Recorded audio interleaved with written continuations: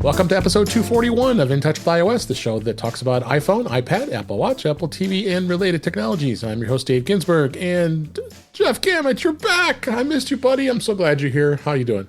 I'm doing well, and I really missed you too. It's been way too long, and that's 2 weeks. all on me. So I'm sorry. That's okay. That's okay, but everybody's glad you're back. I'm also glad that Holden DePardo's back as a guest here. How you doing, Holden? Doing well. Thanks for having me back on.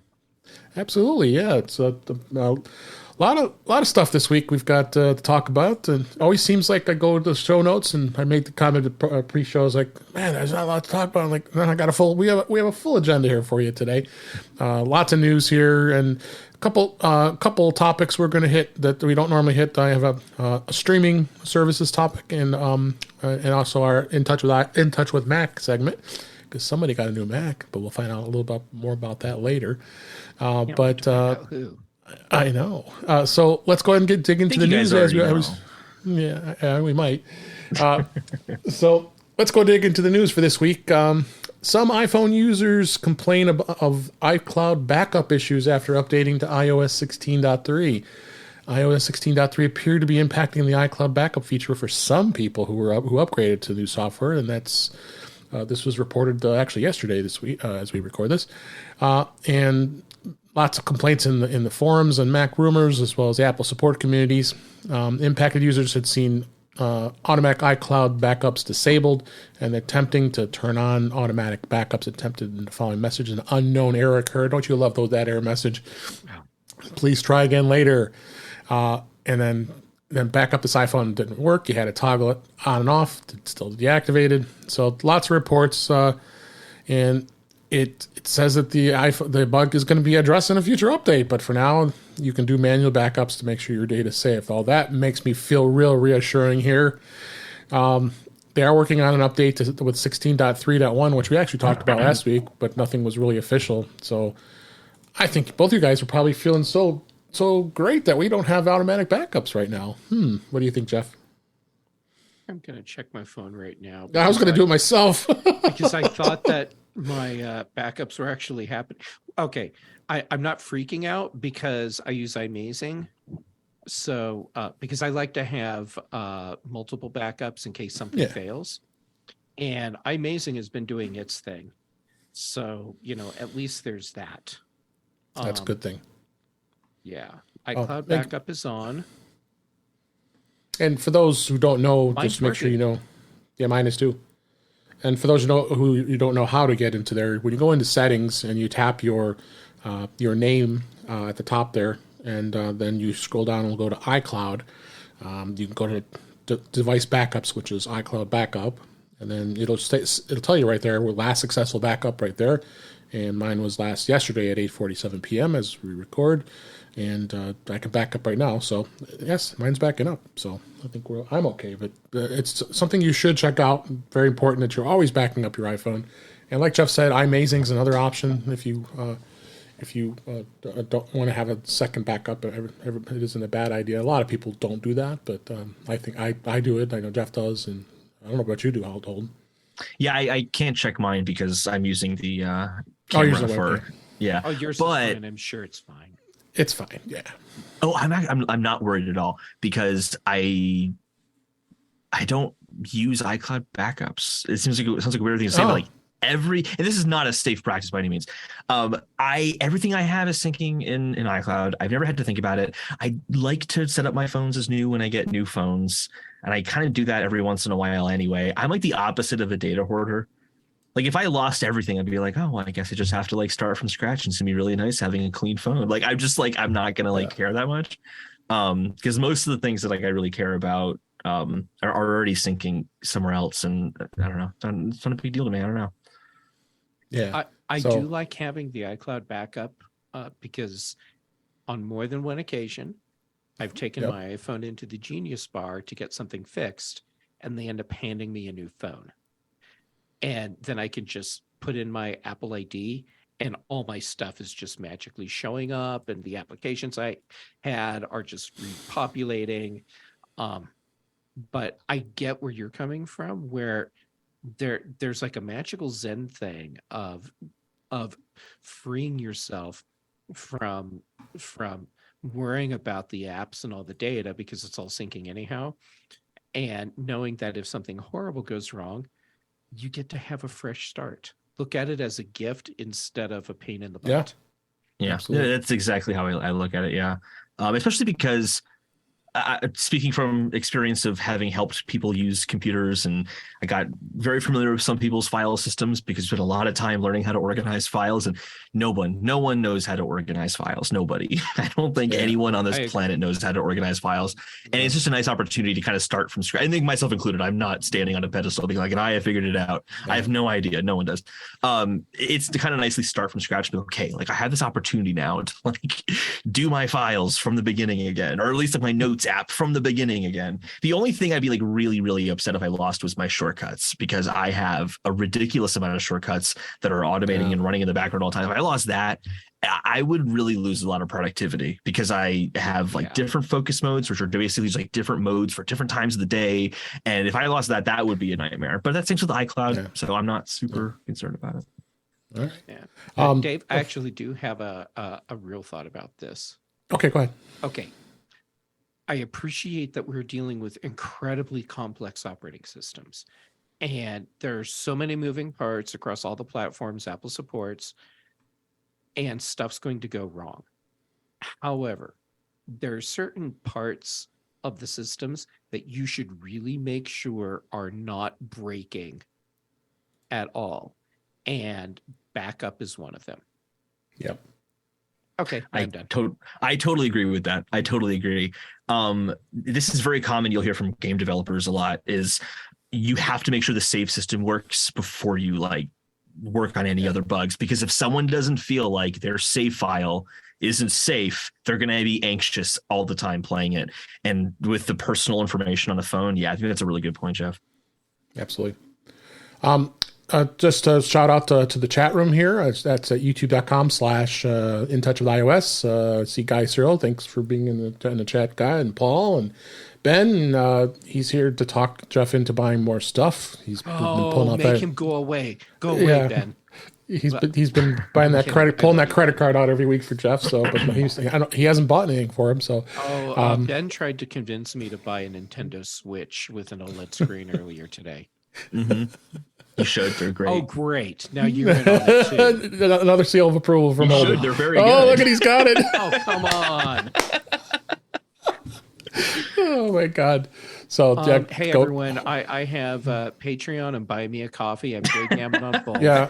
And if you want to help enable these people to convince me to buy a Nintendo Switch, well, there you go. There's a special Patreon tier that's $349.99. Just one-time charge.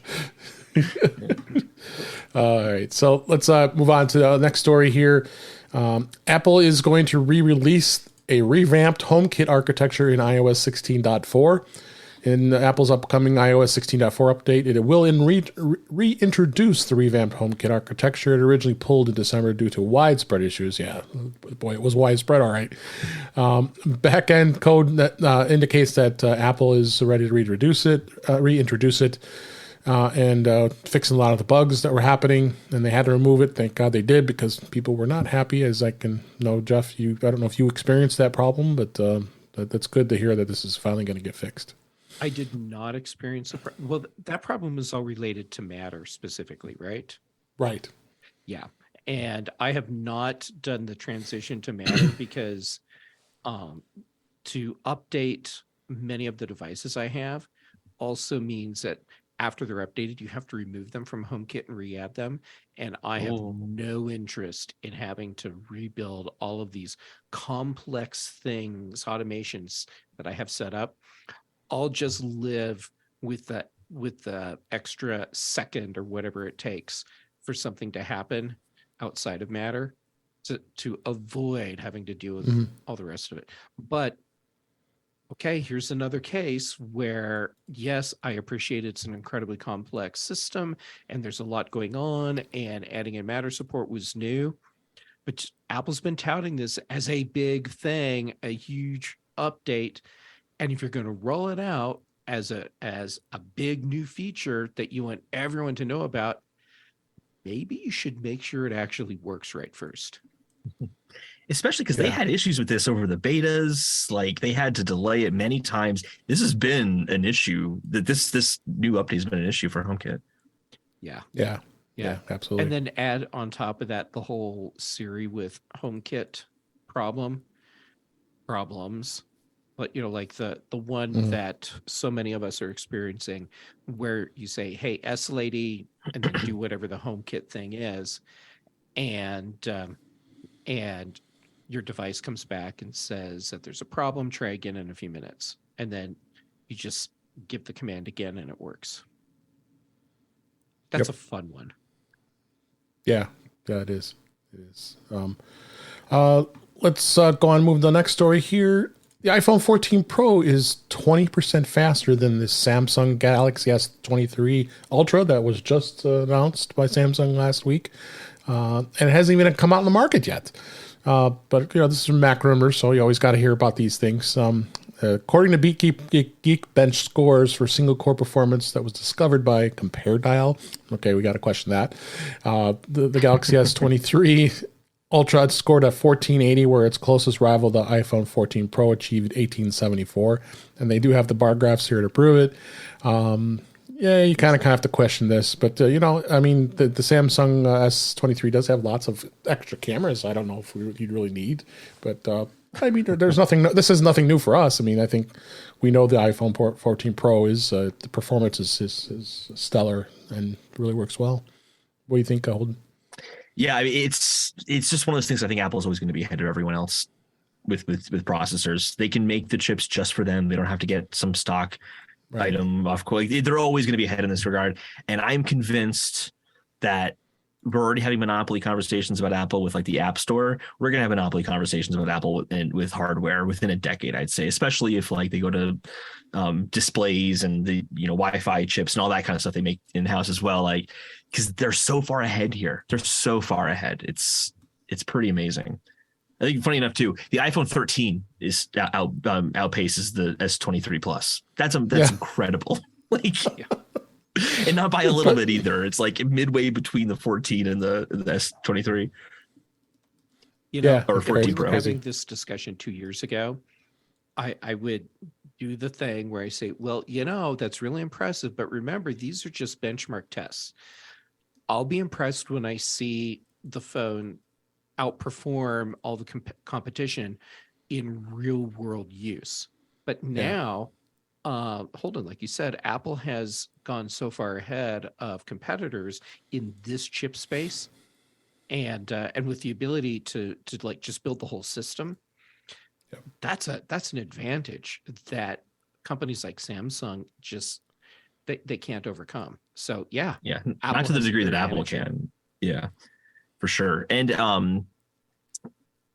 whatchamacallit, a lot of people, I've heard this too, like, why do you need that headroom? Like, it's so much more powerful. Why do you need that? And I think for most people, it's the longevity of your device increases. Like, you'll get more software updates because there's a higher ceiling to hit before a software update starts to kind of crush your processor with this too much. So like, it's just all of this just is going to make the device better overall. And I actually really hope that Apple starts to do more stuff in house, because I really do think it makes a better device, even if it might, bring the regulators to their door more so than they already have been. Yeah. Ben says in the chat, it's almost as good as my iPhone 12 Pro Max. Yeah. Wait, seriously? Yeah. Holy crap. Oh, ouch. But hey, with all those cameras, it looks like a spider's face. Yeah. That's crazy. But hey. It's funny too. It's still a good phone. It's not even a bad phone. It's just Apple's that far ahead. Yeah, but oh well. Yeah. But let's go ahead and move on to the next story here. A drunk driver busted after iPhone calls cops after a crash. A drunk driver was apprehended by the police after his iPhone automatically called emergency dispatch. It was a 46-year-old man from New Zealand who crashed his car into a tree at 11 a.m. After detecting the crash, his iPhone 14 immediately called 111. That's their emergency line in New Zealand. The driver spoke to the dispatcher and tells them that the police, you should not worry about it. But but he sounded intoxicated, so they set up patrol to the scene. After attempting to conduct a sobriety test, the man became unruly, pushing the police and refusing to cooperate. So the moral of the story is you got crash detection on your iPhone, and you don't want to be caught. It's going to send reports, but there has been so many reports of misleading reports of it where people skiing in the ski slopes, it's going off and crashing, and lots of other things. So I think in this case, I thought this was a pretty good reason to protect us from those drunk drivers. Don't you think? Holden? Yeah, especially at 11 a.m. Holy crap! Yeah. My God, not that any time of the day is great to be drunk driving, but like 11 a.m. That's he was going to get caught at some point. Like, he did not need an iPhone. Yeah, my God. Yeah, that's lovely. Thank God for Apple saving all of us from the drunk drivers. Yeah. I think Jeff has some thoughts. First, don't drink and drive. Just don't. Second, if you're drinking so much that you're drunk at 11 in the morning, it's okay to admit that you have a problem and go seek help. And then third, if your iPhone calls the police on you because you crashed your car and you're drunk, that's karma right there. Mm-hmm. Yeah, that is. So that just like that was a good moral of the story here. So let's go ahead and move on. Next story here. Apple Pay Later service. There's been talking about it for a while. It's getting ready for public release. It was the most. Apple Pay in itself is one of the most successful services for the company. And according to Bloomberg, Apple is now expanding this test of the service to its retail employees, indicating that the release to the general public is impending. So Apple Pay Later allows customers to split up a purchase, if you don't know, using Apple's Pay It in 4 installments and paid over 6 weeks without any interest fees. And it's actually backed by a new Apple subsidiary called Apple Financing LLC, which means Apple is handling its own lending on its own. I didn't even know that. So this is interesting. This has been kind of dragging along for a while. There's been discussion of the fact that with Goldman Sachs losing money on the Apple Card, that they're not losing money on the Apple Card, but they're saying that they have. Okay. And, yeah, that's true. The news reports are saying they're losing money on the Apple Card. But they said they lost $2 billion or $2 million or whatever it was. What do you think, Jeff? I think that if you're going to write news stories about things like this, you should at least do enough research to know what you're writing about. That story, but this story is good because this story. Okay, great. This gives people another way to purchase their Apple products, and I can appreciate why some people are concerned that this is a predatory practice, because you're creating another way for people to get themselves into debt. That said,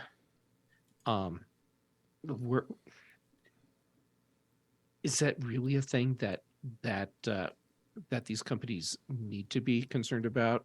At what point do we as the consumers need to take responsibility? And yes, I appreciate that there are some people where they are literally incapable of having that kind of control over their lives, and it just does. It's like they're not wired to be able to do that. That said, my guess is that this is going to work out well for Apple, and the fact that they set up a separate company that's managing part of this, that is no surprise to me either. This is totally a common thing to do in this space. And it does not mean that Apple is getting a step closer to becoming their own financial institution. Yeah. I don't know if you guys ever seen the show Mr. Robot, but there's this like big company that's kind of supposed to be Apple, and they even have a bank. And I'm like, that's where they're where they're heading. That was a great show. So it's the most underrated show. It's fantastic. I don't want to talk about it anymore though, because I could go on forever. I agree with Jeff. I don't think this. I can see why people would say this is a predatory practice, but it's not. Student loans is a predatory Like that's predatory because Yes. you need a college degree to get certain jobs. This is like, hey, I wanted to buy a new speaker and I'm going to do it in installments. That's not a need, it's a want. So I think you're right. Like it's in the hand of the consumer at that point to decide what they want to do. But it's kind of nice to have that option sometimes, because sometimes, you do need to get something and, times are tough, or, money's tight at the moment, and this can be a way to help people out. So I feel like this is overall a good thing. Yeah. So, next story, the Apple releases a MagSafe Duo firmware upgrade that won't fix any of its problems. I love that headline. I love that headline too. This is the best thing here. If are those few people out there who own this MagSafe Duo, $129. Yeah, $129. Let me make sure I mention that. There was a new firmware version that was released, but unfortunately, it's not going to fix any things that's wrong with it. And the way you update it, you go to the settings app, tap general and about, and then below carrier lock, you could tap the MagSafe dual charger, and they'll get the firmware for you. But it didn't really fix any of its problems. It was launched in 2020, so we're going almost 3 years since this was launched, and it's nearly impossible to recommend it. From most people have given it bad reviews. And Macworld here, this article is gave it like 2 stars. That's how bad it is. Again, they don't even know what it fixed, and it's not fixing the actual problems. So it's probably with charging problems, connection problems. I mean, it's kind of sad. You spend all that kind of money, $129. It's pretty pricey for something like that. What do you think? Yeah. Go ahead, Holden. Yeah, go ahead. Yeah, this is the kind of thing you buy Apple products for, is the consistency of the user experience across their product line.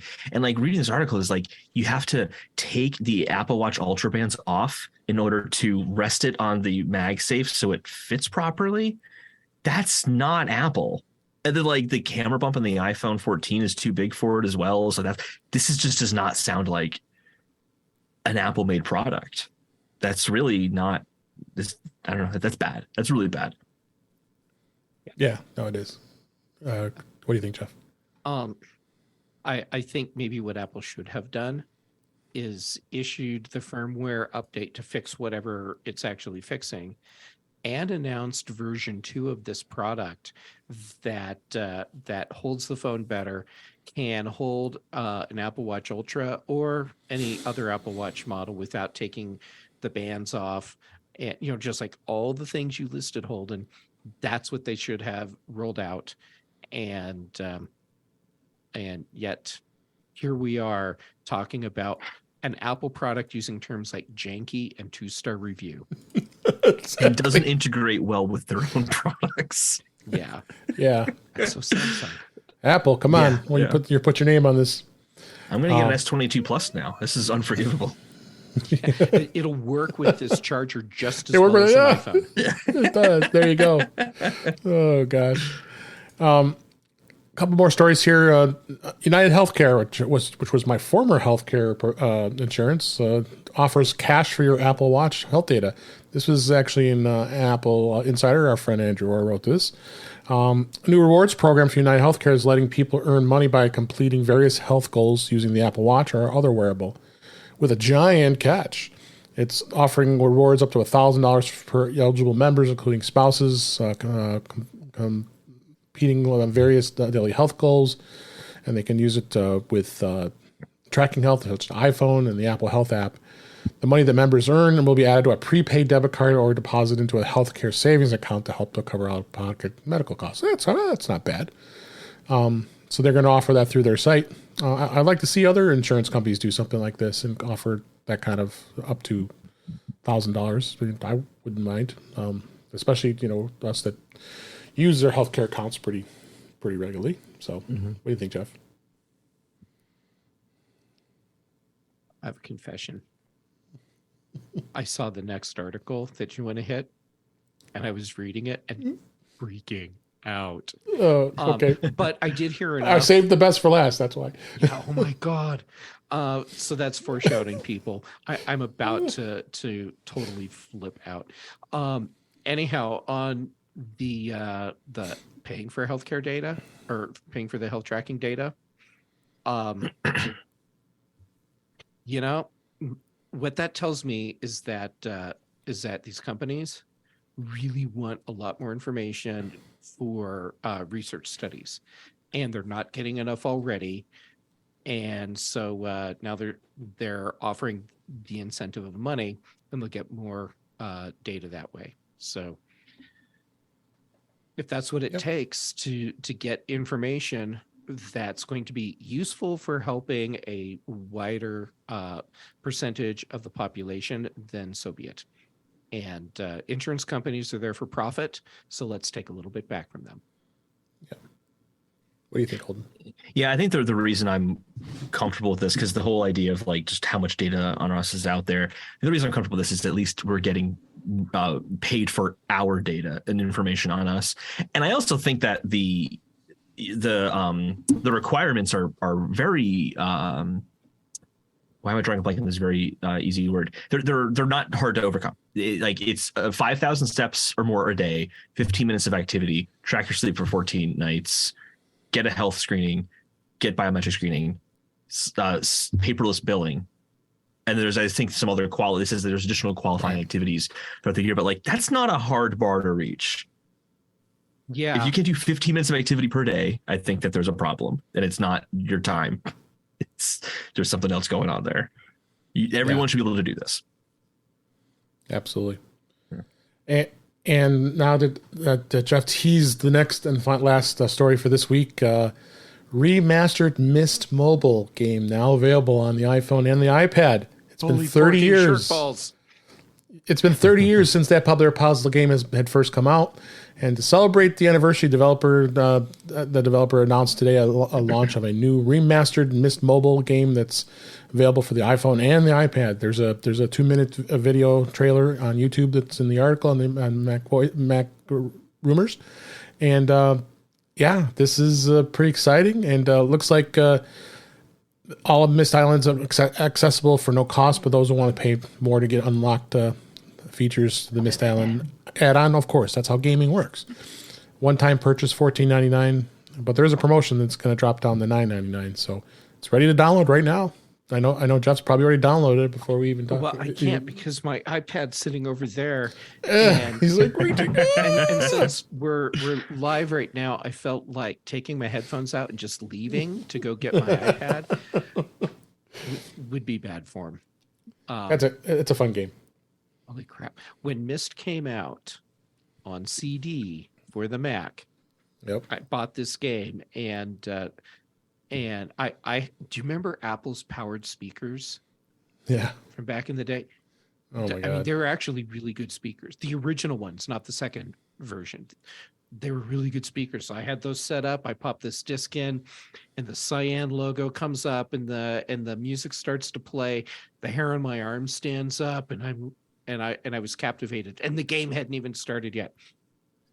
And I was just hooked. And then Riven came out, and I got that. And I've just had this spot in my heart for the Myst series since it launched. So as soon as we're done and I can reach my iPad, I'm downloading the crap out of this and paying whatever it says I need to pay for whatever extra content. Playing all night long. Hold on. You're a gamer. You like this? Is this something you play? I actually have really wanted to play this game in particular. After a few years ago, I played a game called Outer Wilds, and I've never played Myst, but apparently Outer Wilds is like a spiritual like successor, but not made by the same team. It's kind of like Myst in space. You're flying between planets, and it's like larger scale. Outer Wilds is one of the greatest gaming experiences I've ever played, and I've wanted to go back and play Myst, so I will do this, but I'm going to wait for it to come to Switch because I bet any money it'd come to Switch at some point. So I just checked the eShop to see if it was there, and it's not, but it's got to come at some point. So I'll play it on there. We did this, but we got some comments in the chat. Kelly, how you doing, Kelly? Kelly Gamet, our friend, is Kelly in just there. sent me a message. She sent me that I'm in the chat. Her my God, message Myst. was, go get your iPad now. I want a remastered Marathon, Ben said, and shut up and take my money. I think they did that. Oh no, there's Another World. Never mind. There's Another World they remastered Marathon, they open sourced it, And so, yeah, I don't know if it's updated to be Apple Silicon native or not, but you can get the whole Marathon. Oh series. yeah, I wonder you're going to be able to download this onto a Mac, a Silicon Mac. We got to try that because it is. I bet they're blocking it. Marathon was made by Bungie, who made like Halo and that, right? I'm pretty sure it's the same company. They're owned by Sony now, and Sony is not friendly to that kind of thing. So I don't know. I heard a little pessimistic that on that Sony was one. letting them run as if they're an independent company. So maybe. Yeah. By the way, I still have and what's that other word against Microsoft over Halo because yeah.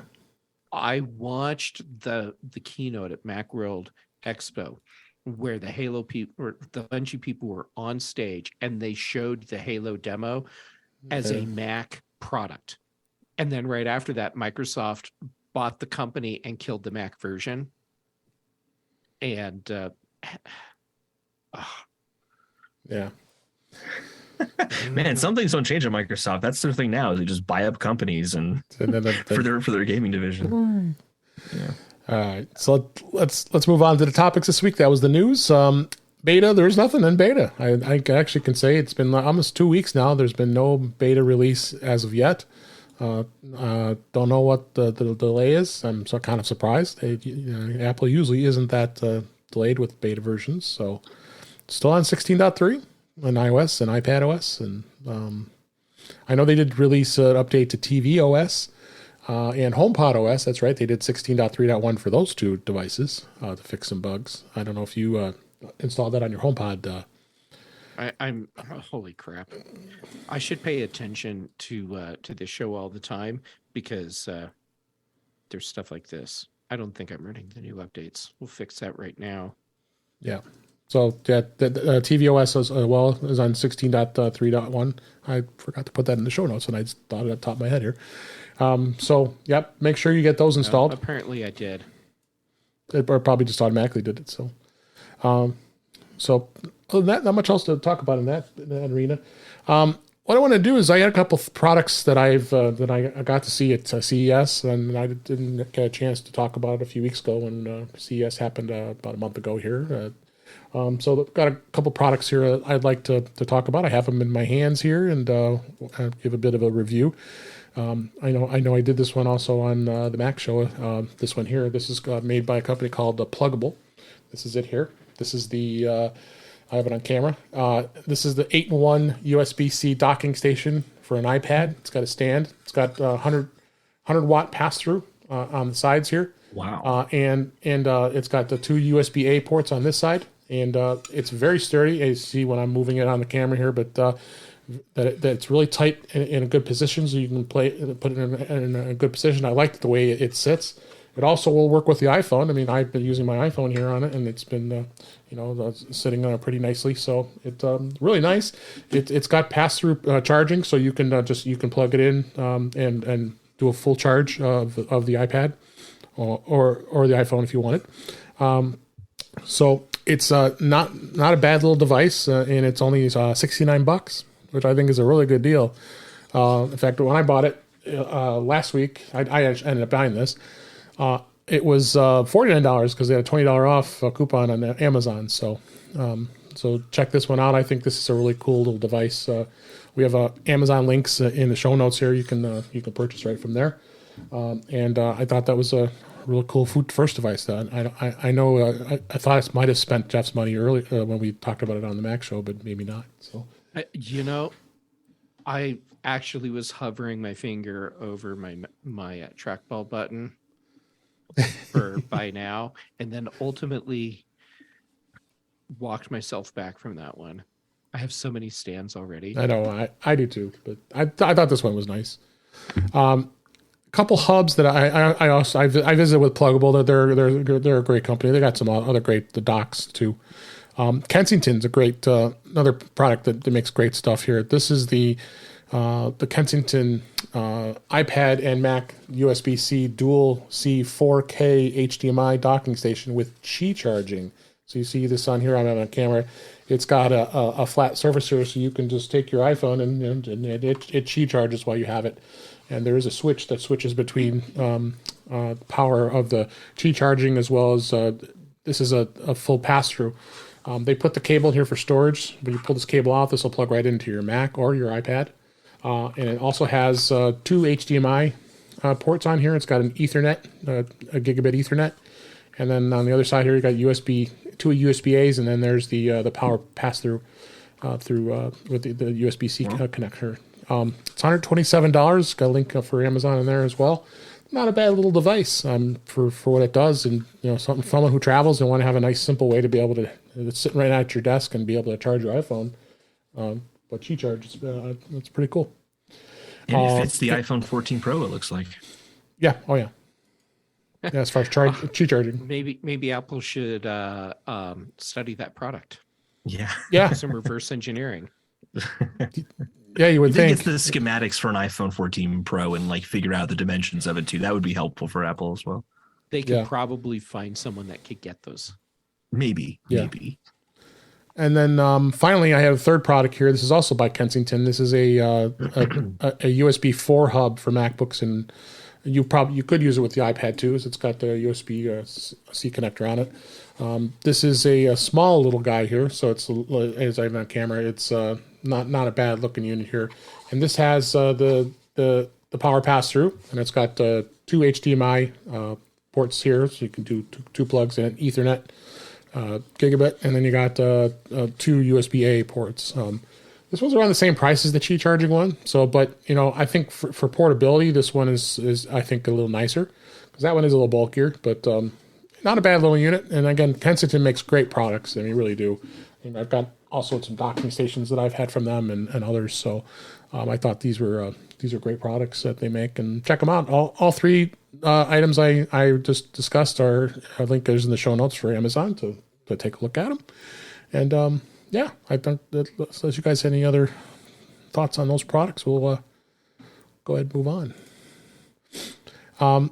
So I wanted to talk. I have a couple different topics here I wanted to bring up. One of them is streaming services. There's been a lot of activity in the streaming services arena for these last couple months, for that matter, and a number of interesting announcements happened this past week. So HBO Max, as everybody probably knows, that they were merging with Discovery, and they merged those services together, but they're still running as separate entities. And they had originally announced that what they were going to do is they wanted to merge the HBO Max service and the Discovery Plus service and put it all in place. Well, this week they announced that it is being unbundled. That it's going to be now a la carte. They're realizing that they're probably going to lose all those people who are paying the lower priced cost for Discovery Plus, because that's like a $4.99 or $6.99 service. And there's a lot of great shows that Discovery has on there, and I was a subscriber of that.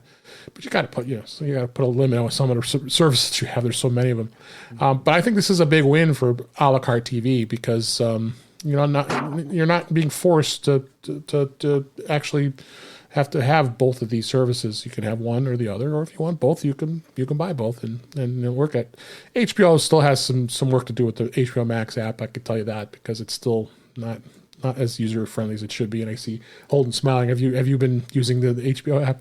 Yeah, I've been watching The Last of Us. Yeah. Yeah. So I mean, it's just not a user friendly app. So, but it's interesting to see where this goes as far as these services go. What do you think, Jeff? I mean, do you have HBO? Yes, and like Holden, I am devouring The Last of Us. Yeah, I got to watch that show. So good. You really do. Yeah. Yeah. Did you play the game, Jeff, or is this your introduction to the story? This is my introduction to the story. Okay. And I'm loving it. Yeah, the games are remarkable. I've played them both at least 5 times. They're incredible. Are they available on the Mac? No. Yeah, that's sad. The first one's on PC now, I think. Oh, okay. Well, then it's on PlayStation only. I'll enjoy it through the TV series. Doing the unbundling, or the never bundling, as I guess would be more accurate. Right. Good. because like you said, there's so much out there, and people can only pay for so much, and giving people the option of getting either service or both as a bundle, I think that's a much better way to do it. Yeah, I agree. So absolutely.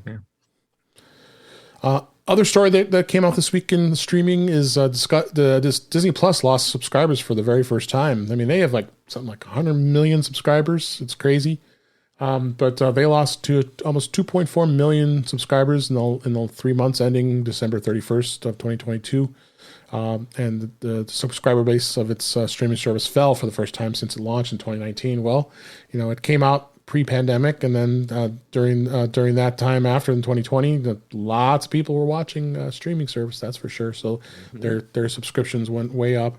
I mean, I've been a commercial-free subscriber for a while. I think it's a great service, and I mean, Star Wars, come on, you got Marvel, you got lots of great shows on there that you can't not. I mean, some people are tend to cancel for a while, and then when the new stuff comes out, like Mandalorian's coming out next month, so we got to be ready for that. So but I'm not all surprised this is happening, and then Disney also announced layoffs, so they're working with that as well. So things are dropping in all the services. But what do you guys think? Yeah, I'm one of those people who just will subscribe while I'm watching a show, and then like after that Last of Us is over, I'm going to cancel HBO, and then I'll go to Disney. But like I haven't seen Andor yet, for example. I really want to see Andor. I'm not like opposed to seeing it, but it's amazing. I've heard, I'm going to wait for the Mandalorian to come out so I can, two birds, one stone. Just watch them both at the same time. There you go. Sure, I get that. Dave, I think that you hit on an important point, which is the whole pandemic thing. Right. Yes, all the services increased during the lockdown phase, and now that we're in a phase where people are more comfortable going out more than they were, it doesn't surprise me that we're seeing subscriptions drop off. It doesn't concern me either, because we're talking about services that have so many subscribers that losing a couple million, that's a lot of people. That's not a showstopper. That's peanuts. So and we're going to continue on in future episodes. Want to talk a little about streaming, because I think it's important, especially with Apple TV. The Apple TV device works really well with a lot of streaming services, and Apple TV Plus. We talk about that all the time. Hardware. Yeah, Apple TV Plus by far, and I own them all. Well, not all of them, but I do have a Roku, and I do have a Google TV. Look, I'm still being an idiot, because you're saying Apple TV Plus, and I was thinking Apple, and actually, or Apple TV, and I blame Apple for this because they can't figure out how to create distinct names for their products. Yeah, it just gets confusing. So, so we'll continue on to cover that kind of stuff. So. But our In Touch with Mac segment this week, Jeff, you finally have moved to an M2 MacBook Pro, and I was excited to hear about this when you were telling us that you're finally going to give in and then get that Intel Mac to pasture and no longer have to listen to a fan revving every day. And so, what is your initial thoughts? Which model did you get? I got the 14-inch 12-core M2 Pro. Great. And the reason I got it now wasn't so much because I felt like, oh my God, I have to replace my Intel Mac because it just doesn't work. It's still a great machine, and it's still a great workhorse. It's just we hit a point where if I'm going to sell the computer, waiting any longer, I'm going to start losing value in the machine, I felt. Yep. So it doing it now was really a financial decision. And what I did for the setup was I took my Time Machine drive and migrated my data over from that to the new computer, and then started installing apps. So that was a decision that I made because, Well, first, following Holden's lead, I was able to start much cleaner that way, but also going from Intel to Apple Silicon. I didn't want to risk installing anything that was going to be Intel only that I didn't want to have. And this way I was able to go and make sure that I was getting the Apple Silicon native versions of apps whenever possible. And it's amazing how many apps I chose not to reinstall. Yeah, well, I've been playing around with a MacBook Air, and granted, I have a 1 terabyte in my 16-inch, and this MacBook Air only has 256, so I'm not going to be copying everything over between those two machines, so got to be selective of what I install. But yeah, you're right, and it really gives you some thoughts of why do I have? When's the last time I've used this app? And I'm notorious for that. I look on here. I mean, we have Set app, and we install that stuff, and there's all kinds of other apps that we install. And when's the last time you used it? So, I'm sure Holden, you're the same way. You probably have a lot of apps on there you don't even use. That's the beauty of starting up as new. It's like, oh yeah, I don't ever use day one. Why did I keep that on there? Yeah, I'd love to use it more, but I don't. So it just doesn't need to be there. Yeah, I have a lifetime subscription with them, so I probably should use it more. Yeah, you should. I mean, journaling is important. Paid for it. Just use it. I have to say, this is a really sweet machine, and I can't get used to yet the whole thing that my fans aren't running all the time. It's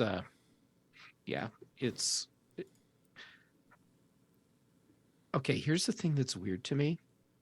I feel like the keyboard is clunky, and not because it feels weird. I mean, it's it's a laptop keyboard, and it feels fine. It's the fact that it doesn't have a touch bar. Seeing the row of buttons across the top that I don't use, but I would use the customized controls in the touch bar. I don't have that anymore, and it's just really weird. Yeah, you get used to it, but I know exactly what you mean. I am a huge lover of the touch bar. I thought it was fantastic. I loved it. Yeah, very upset it's gone. Touch bar. Like being in the Notes app and just being able to like say, oh, this is now a checklist, and then just tap the checklist on the touch bar. The function keys will never replace that. I agree. And I get that for many people, the touch bar was not the right tool for them. And same. And I do appreciate that that Apple has a lot of blame in the touch bar needing to go away, because they didn't do a good job of actually supporting it. So, but yeah, I mean, this is a really nice computer, and the fact that I can actually take, in some cases, iOS apps and run them here. I'd like to have that option. I have no idea if I'm actually going to do that with any. Well, no, I am. I'm going to install Ice Cubes for iOS on my Mastodon client. Mm-hmm. Because that's a solid Mastodon app. Are you going to try LumaFusion? No. Even though I know it'll run on here, it's the wrong interface for me. That's not how I use LumaFusion. So I am quite content with that running just on my iPad. There you go. So yeah, good report.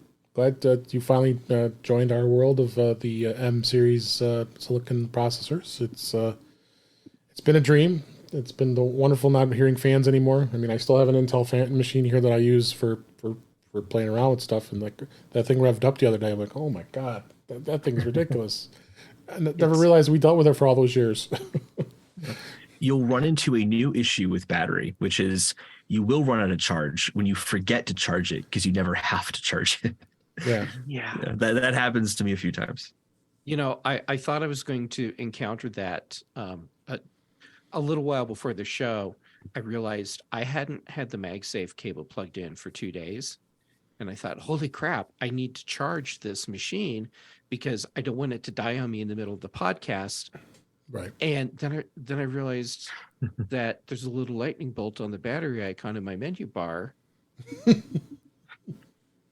Yeah, it's been charging through my CalDigit Thunderbolt dock the whole time, and it didn't even occur to me.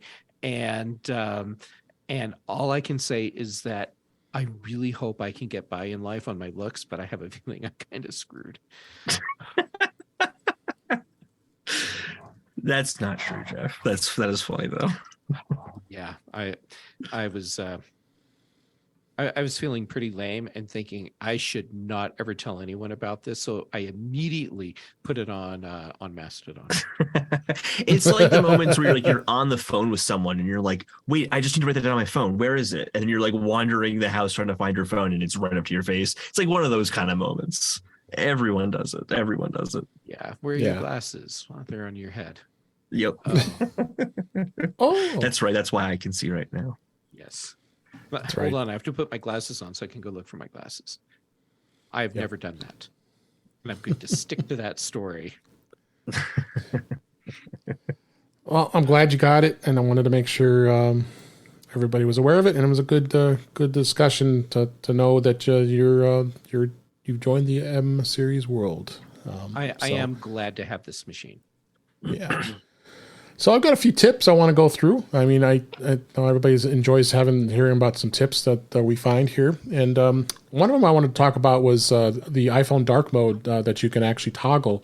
Now you can do that in the control center. You have a button there. You can toggle the dark mode on and off from there, but you kind of want to have that automated, and a lot of times it's not as good to do it manually. So, but if you go into the settings and then you go under display and brightness, you'll see the appearance where it's light and dark, and you can set it to automatic. And there is options where you actually can have it light until sunset, so it looks at the time. And it does give you that option as well. But you also can go in there and go into the appearance schedule. So if you go into under automatic, you can go under options, and then you can switch it to either a custom schedule or you can do it from sunset to sunrise. So it could be in dark mode in sunset, and sunrise will be in light mode, or vice versa. You go into the custom schedule, you can actually set specific times. What time do you want it light? What time do you want it dark? And I kind of like that. That gives you an option of being able to change dark mode in the way you want. I keep dark mode on all the time. I like it. I don't know what you guys think, but I prefer dark mode all the time. But there are some people who like to switch it out, depending, everybody's eyes are different than what they look at. Have you guys used that at all? Do you use dark mode? So I go between. I incorporate them with my focus modes. There's a focus filter, and you can say when I'm in this focus mode, make it light, make it dark. And I use that so when I'm at work, I know I'm in work mode. It's light mode. If I'm in like Twitter, it's like it's light mode Twitter. I can't be here right now. It's kind of like a visual reminder. But then when I'm out of work, I like to keep it in dark mode. I would prefer to keep it in dark mode all the time, but I find it's kind of nice to have that little visual reminder because it's very easy to get distracted.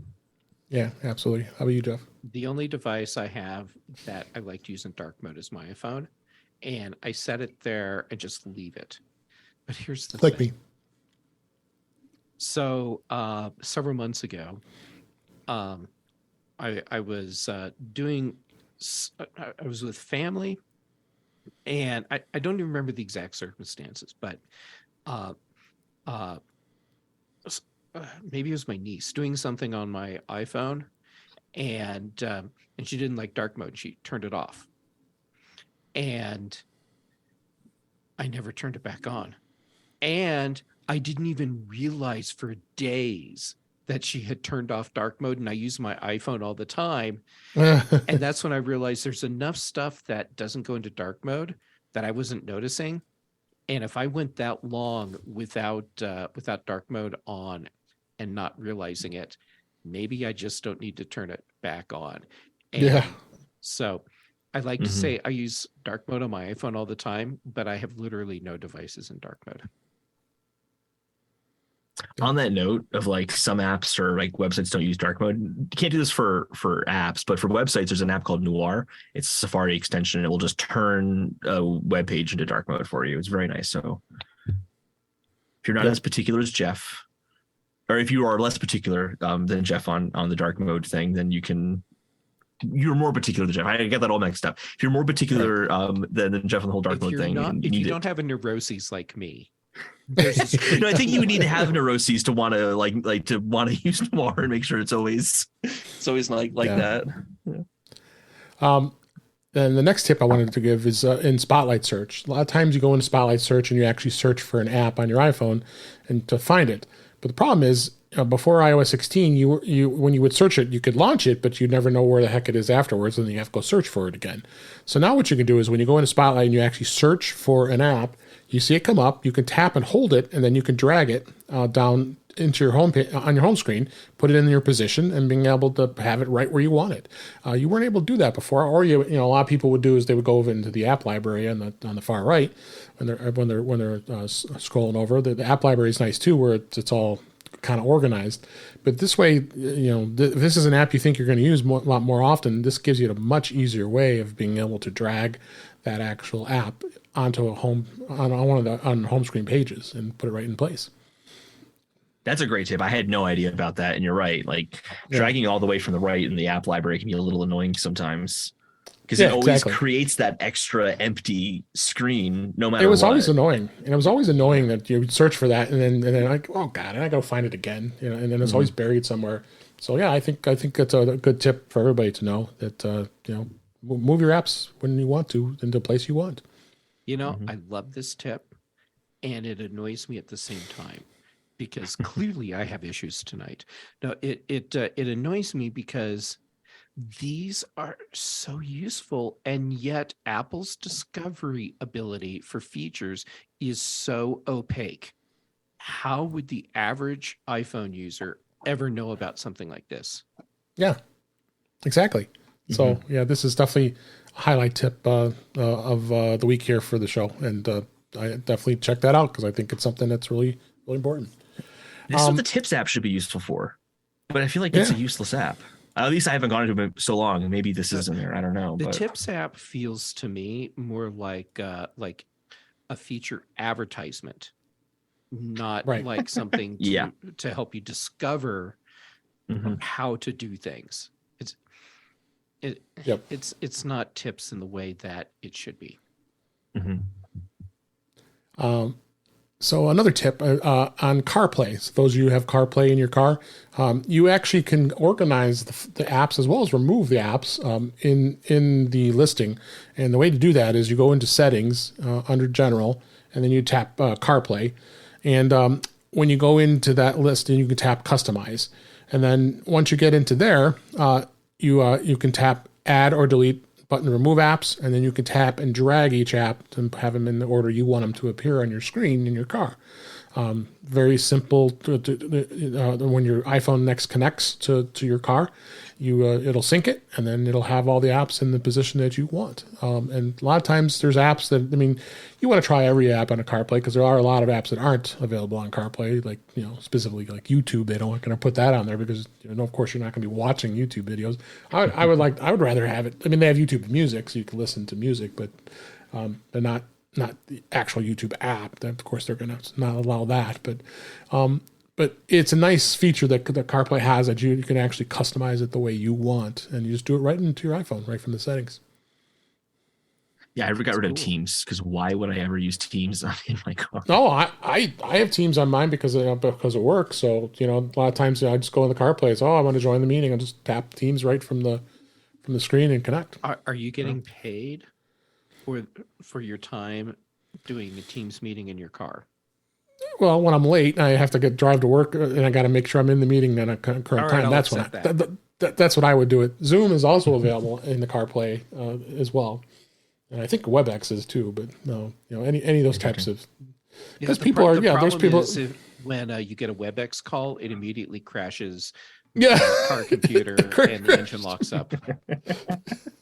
Exactly. Your Tesla, it just starts to pull over. Well, Tesla wouldn't do this, but it starts to do the whole pull over thing. Right? He said a self-driving car can do that. Yeah. So I thought those two good tips to have this week. But we had a lot. We went over a lot this week, and we're right near time here. So I wanted to go ahead and wrap it up for this week. But thank you guys for being here. I appreciate it. So let's go ahead and wrap up. That's a wrap for this week. Please send your comments, questions, and suggestions to our email address, feedback@intouchwithios.com. You can follow us on Twitter @intouchwithios. Support the show by buying me a coffee at intouchwithios.com/coffee. We would really appreciate it. You can become a patron of the show by going to patreon.com/intouchwithios. We have 2 tiers available to support the show. We would really appreciate it. Make sure you like, share, and subscribe so you're notified when we live stream, which is on Thursday nights at 8 p.m. Eastern, 5 p.m. Pacific on our YouTube channel, which is youtube.com/intouchwithios, where you can watch the show live, as many are this week, as well as you can listen to past shows and watch the previous live shows. If you want to also visit In Touch with iOS magazine on Flipboard, where many of the topics we discuss are flipped into that magazine. The link is in our show notes. You can subscribe to the show in your favorite podcatcher, including Pocket Casts, Overcast, Apple Podcasts, many others. But better yet, go to our website, which is intouchwithios.com, where all the links to all the ways to listen to us are there.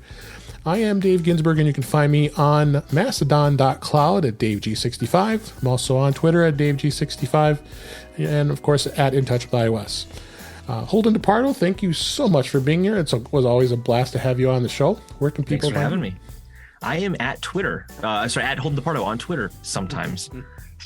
Yeah. So I'm there. Okay, great. I appreciate you being here. And Jeff Gamet, so glad you made it back. We missed you, and I'm glad you're here. And where can people find you? I missed you too. I'm Jay Gamet on all the socials, and the ones that I'm most active on right now are Mastodon and Instagram. And let's see, shows. Okay, so when I'm not actively trying to avoid Ben and Kelly in the chat, who are still pressuring me to buy a Nintendo Switch. Let's see, Tuesday evenings. Oh, gee, man. Tuesday evenings, Mac Voices Live, Chuck Joyner Show. Thursdays on The Big Show, and then here with you, Dave, on The Enablers Show. I mean, In Touch with iOS.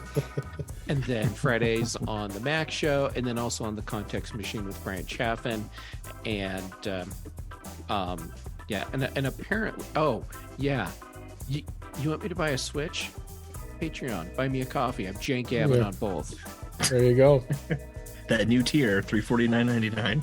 That's right. And be sure to listen to the Context Machine, because that was a good episode this last week with you talking about your Mac and Brian razzing you the whole way. It's actually do go listen to it, because it's awesome, because it starts off with me saying, and it's amazing how smooth the whole transition was, and then it's like a needle dragging across the record, and Brian's going on about, this does not match with the text message chain we had going on while you're doing this. And I learned a lot about human nature that day, because he was right. It was good. It was good. Go check that out. Thanks again for both you being here. And thank you for listening. Thank you to the chat room, youtube.com/intouchwithios. I'm so glad everybody was there. Kelly and Guy and Ben and Paul and many others. Thanks for joining us this week. And for those that were listening after the fact, we're glad you were here, and we'll be back next time. Talk again soon.